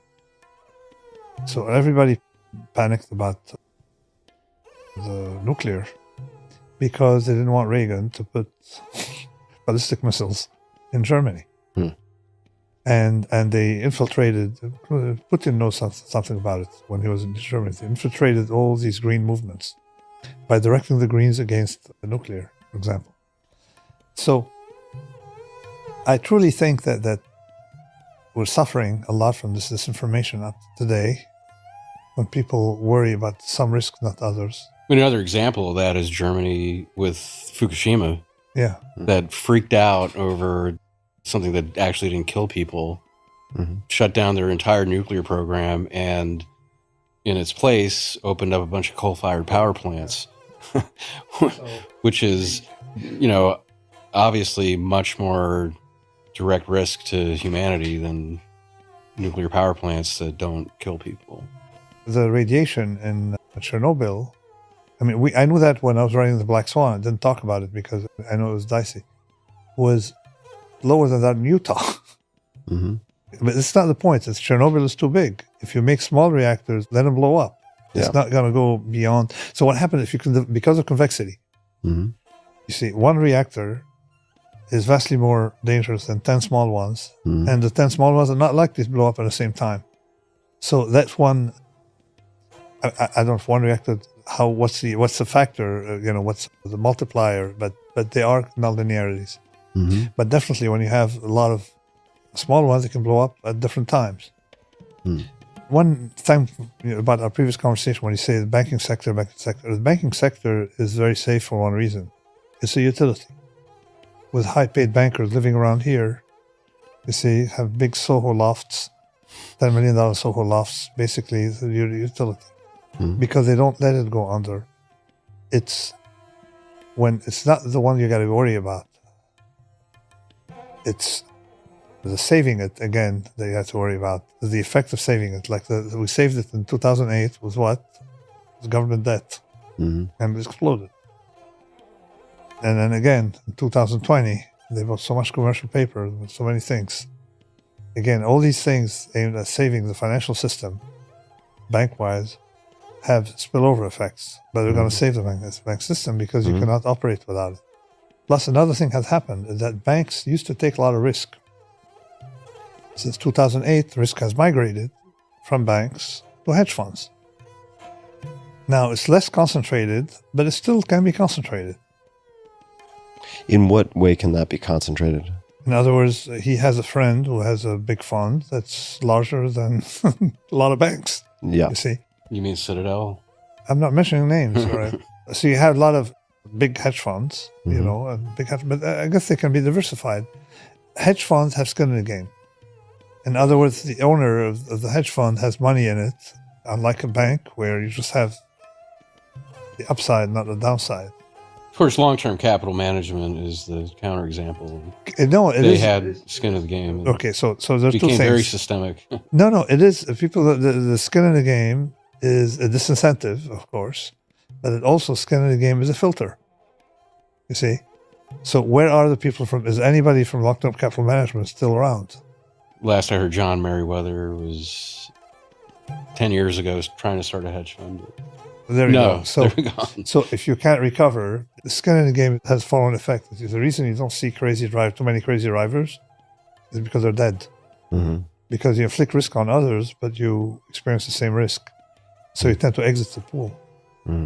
So it seems then, maybe I'm misunderstanding, but that the migration of risk taking to the hedge funds, assuming that the GPs or the people running the fund have sufficient skin in the game, would seem to be a net positive. Yeah, hedge funds are okay, but we have had the risky part, the ones that are most fragile, the private equity, and of course, by far, people who need funding.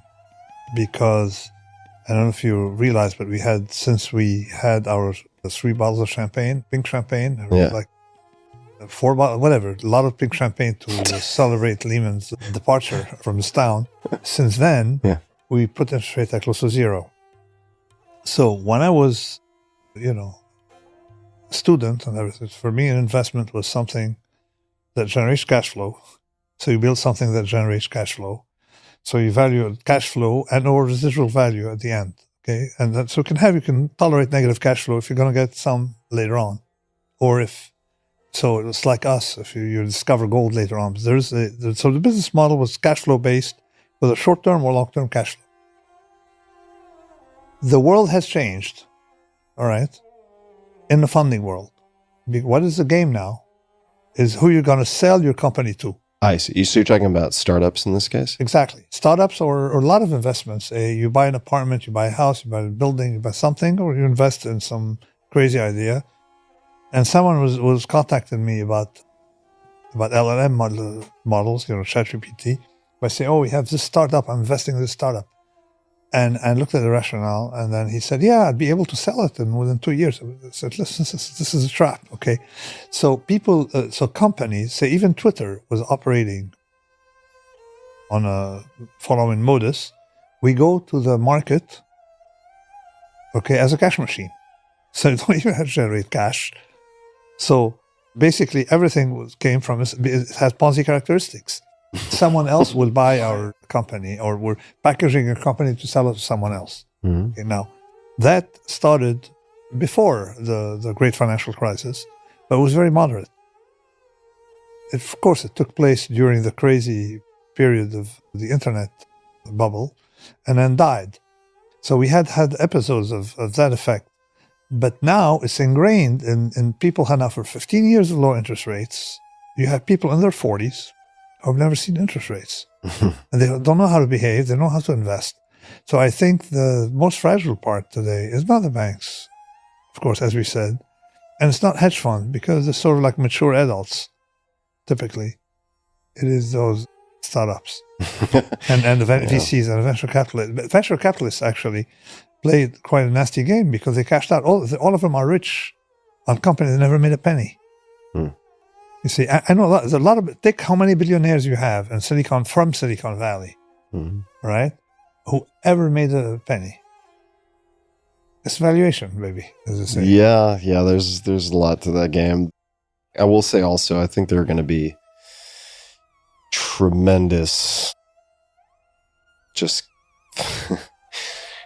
fatalities in the next probably 3 quarters in the startup world, because there's been a lot of contraction of funding, which I think is ultimately probably a good thing.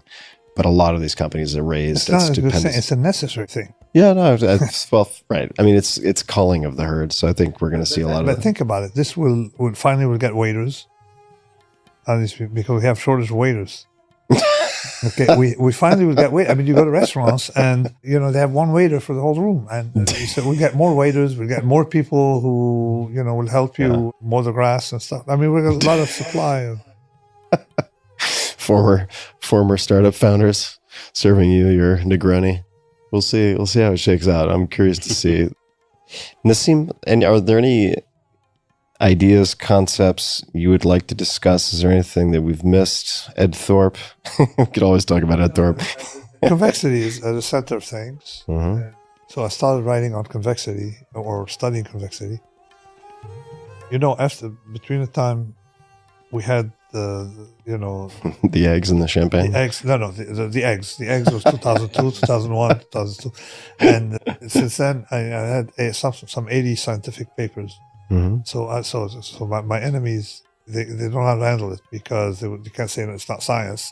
So anyway, so I think the central thing for me is convexity, and it led me into papers in oncology, medicine, because again, oncologists knew stuff, doctors knew stuff, but the language they used did not accommodate this notion of convexity, 10 times 1, the nonlinearity. They sort of suspected it, but it was not formalized.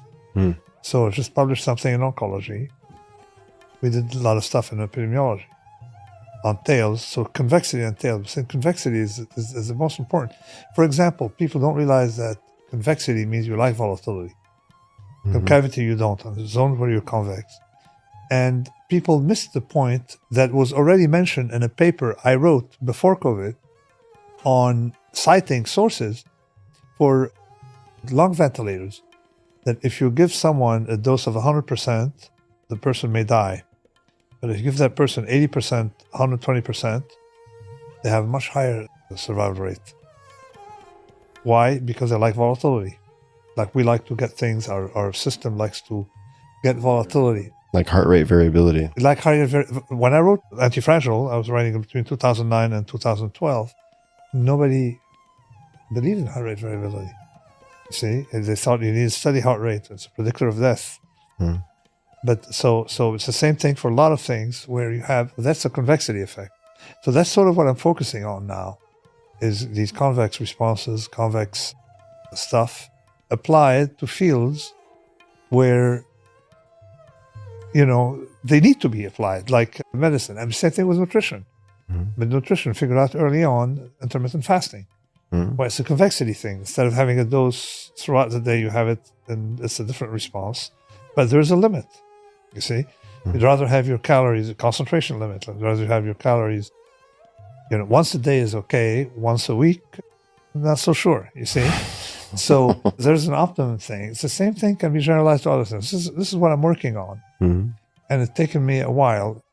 And all that comes from optionality, option trading. Does it make sense for people to become familiar, even if they never engage with options, in some basic education in options trading? Or would you say skip that and study? Skip that because they're going to sell options. Okay. They used to say 9/10 of option players will be sellers.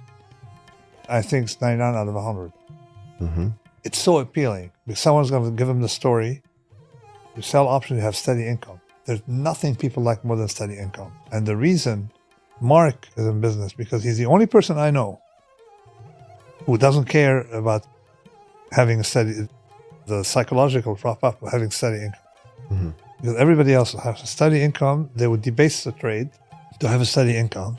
And sure enough, you get steady income by selling the tails. And that is generalized. To give you an idea, companies that have steady income are short an option somewhere. You see, so it's not trading options that will help you. It's looking at optionality in business and in places who will short that optionality. Like you can have two funds. They all have now same return. One fund can have a lot of short options, and one fund can be robust. You won't be able from the outside, and security analysts have no idea. Weapons of mass destruction. That's what Warren Buffett called them. So ordinary people should stay away from these derivative contracts.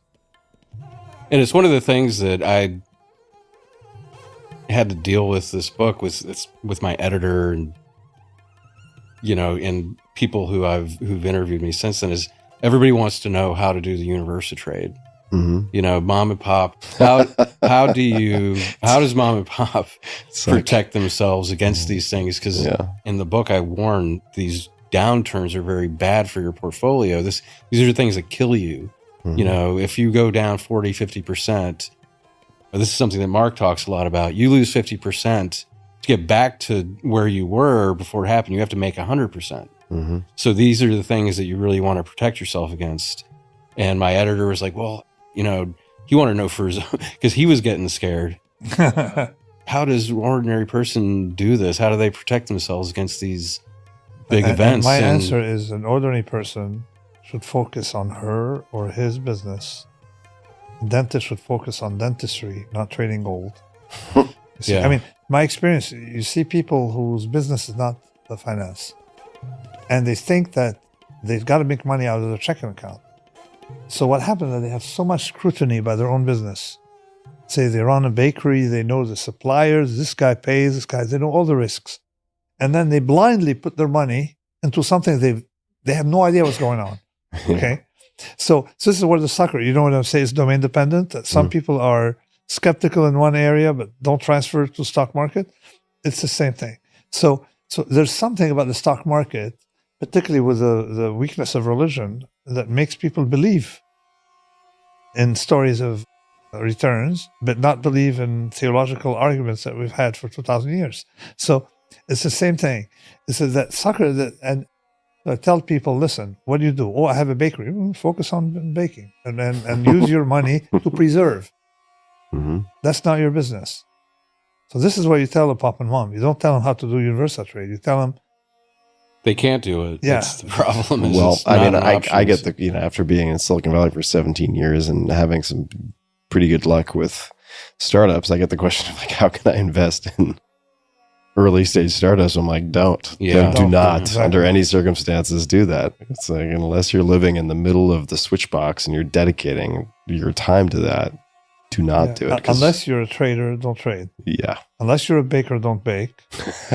Unless you're a dynamite maker, okay, don't make dynamite and stuff like that. I mean, it's elementary. This is Scott, the new book, Chaos Kings, How Wall Street Traders Make Billions in the New Age of Crisis, is available where all fine books can be found. You can find you online, scottpattersonbooks.com, on Twitter at PattersonScott.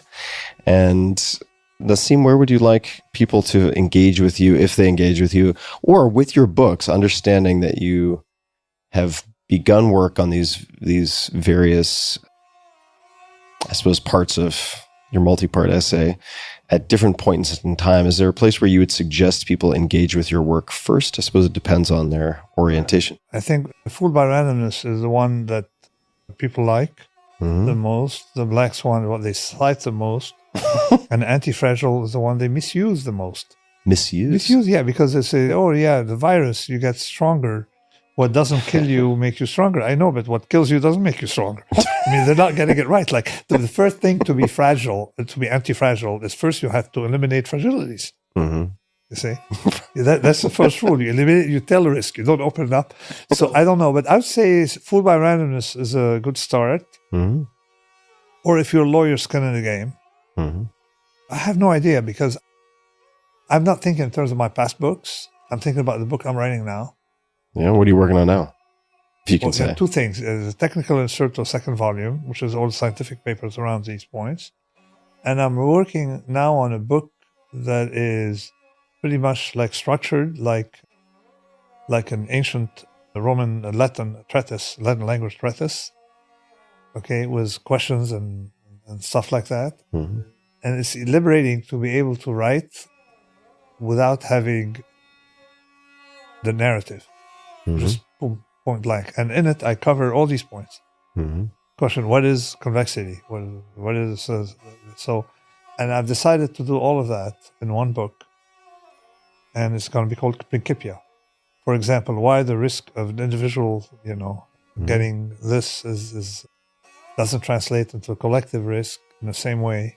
Right, the swimming pool The versus swimming COVID. pool, stuff like that, and also why, for you can generalize. A lot of it has to do with scalability. People have the idea that we should have a virtuous individuals to have a virtuous society. Typically, if you force, there's a lot of greedy individuals can build a virtuous society. That's the Adam Smith argument, or actually one Malebranche. So the idea of scalability, for example, is the most misunderstood thing. Like a town is not a small village. I started the topic in Anti-Fragile, but how things scale differently. So a town is not the same village. It's not a large village. A country is not the same as a municipality. And why, for example, you can be libertarian at the national level and autocratic at the municipal level. See, or communist in a kibbutz, but libertarian at the state level. You could have a lot of these gradations, so things are more complicated. Among these things, I debunk in it. And then finally, one idea that also the exposed but structured in it on the main difference between BS and non-BS, what I call verbalism. BS as in bullshit? Yeah. Yeah, okay. No, I was just making sure I'm understanding. Let's go to verbalism and non-verbalism. What is not BS? Because a lot of scientific papers have BS and a lot of casual things don't have BS. Mhm. So I'm exploring all of these in a volume. I may call it Summa or Principia to give it an arrogant title. Yeah, Principia. I like it. Or Summa or Principia Incertorum or something on a certain. So what characterizes non-BS? I have to ask. I have rigidity of meaning. Rigidity of meaning. I learned that from arbitrage trading. I learned a lot of things from trading.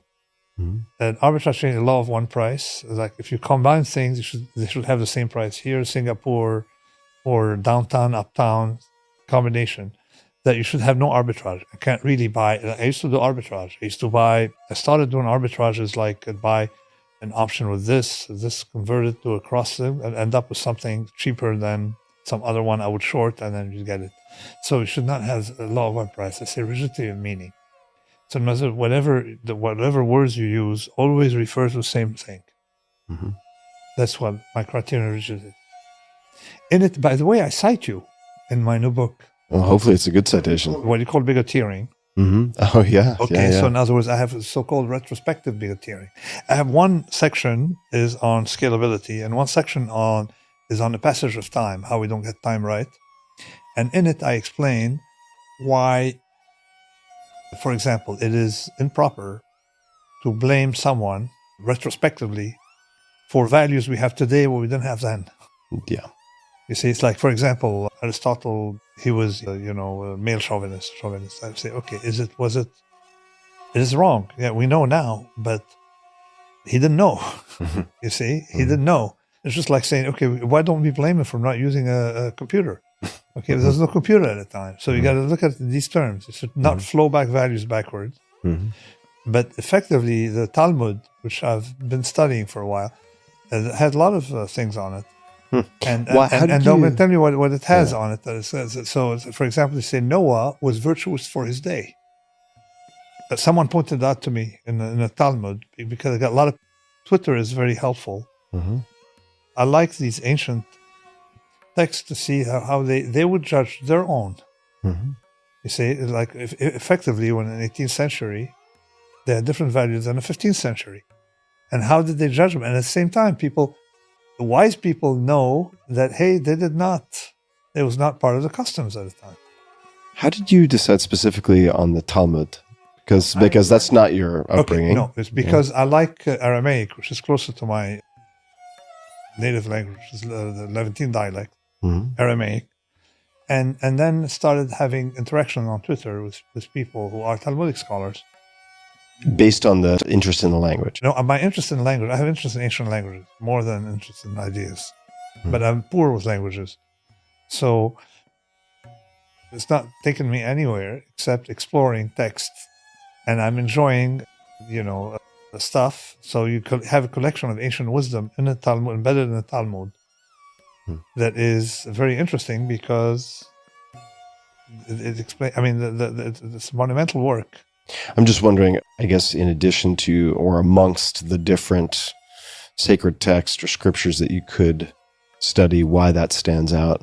No, what stands out really is more like someone like Aquinas, the Summa Theologica, because written by one person, whereas the Talmud is a concoction of opinion on opinions, right? Mm-hmm. Yeah.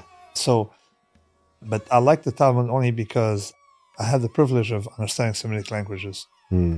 So I'm enjoying it more for linguistic stuff, just for the fun of it. I see. I get and it's fun to read something and you understand. This is why I'm jealous. Plus, it is effectively a body of work that's quite monumental, that took centuries to build, a collection of scholars talking about scholars and discussing one another over time. This is why I like what Aquinas is, took a topic and boom, put everything in it. All the questions and answers you can have in it. He questioned himself. So this is why I'm much more impressed with Aquinas as an individual. I can never imitate Aquinas. So all I could be is a scholar, like one of those who contributed to that Talmud, or one of small contributors, not Talmud, that collective piece of work. I'm jealous of your ability to engage with the Semitic languages and just be able to access some of the text in its original form. I'm very jealous of that. No, I enjoy that. I don't do as well with Greek as I should. Ancient Greek, I can do better with modern, but Latin is easier than Semitic languages. But the grammar is more complicated than Aramaic and Latin. Well, we could go down that rabbit hole. Maybe save that for the next round. I know we have food and booze to get to, but Scott, is there anything else you'd like to mention before we wrap up? Anything that maybe we didn't get to, or anywhere you'd like to point people that I didn't mention? Or the next book that you'd like to give a teaser for? Anything at all that you'd like to mention before we wrap up? No, we covered a lot. I really appreciate you taking the time. I appreciate Nassim taking the time.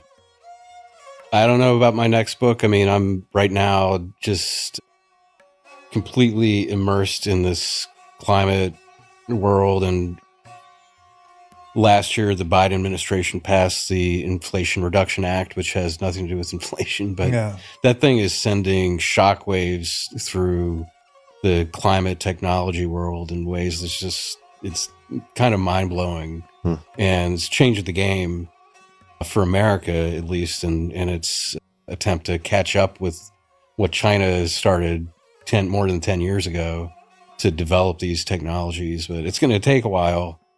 But in my opinion, it's pretty necessary to start doing that. I find the entire space super fascinating. And I know we were talking about the ideas in the current book, so we didn't allocate a lot of real estate to that particular topic. But, I was thinking about what you were mentioning about climate change and some of the challenges in engaging different parties. And what I've found, I live in Texas, right? A lot of people engaged in the hydrocarbon businesses and so on. And I've spent time with a lot of these people who are not stupid, right? There's some very smart people, but you study the incentives and you see certain behaviors. You looked at the sort of incumbent interests. And where I have found productive conversations to be had is if I avoid certain types of language. So for instance, if I don't mention climate change, but I say, let's put aside the question of whether humans are causing this or not, which is very painful for a lot of people to do, but it's a great way to fight, But if I'm like, look, let's put that aside and just look at extreme weather events and look at some of the upside potential with some of these technologies and like where they could find incentives, like financial incentives outside of some of their current sandboxes. I've had pretty good luck engaging people with that. I don't always have the most compelling opportunities to immediately present them necessarily, although there are, quite a few out there. I've been working on some stories about climate technology in Appalachia. So I've had a lot of conversations with Republican lawmakers in states like West Virginia about efforts to bring in renewable energy into the state. And you can have perfectly rational conversations with them and they love it. And you don't talk about global warming or climate change. You talk about energy. And you talk about how, why would we not use this new form of energy that's actually cheaper than everything else, wind and solar. And they get that. They're like, we're energy people. We understand it and they're embracing it. Yeah, I think energy independence is sort of a in competition with China. In competition. Well, I guess we can save that for round two, but I really appreciate the time from both of you. And took a ton of notes. For people listening, also, we'll have show notes linking to everything that we mentioned, as usual, at tim.blog/podcast. So you'll be able to find references and links to certainly everything I have in my notes and a lot more that came up in conversation. Any last parting words, gentlemen? You're not going to play with dinner this time. I'm paying.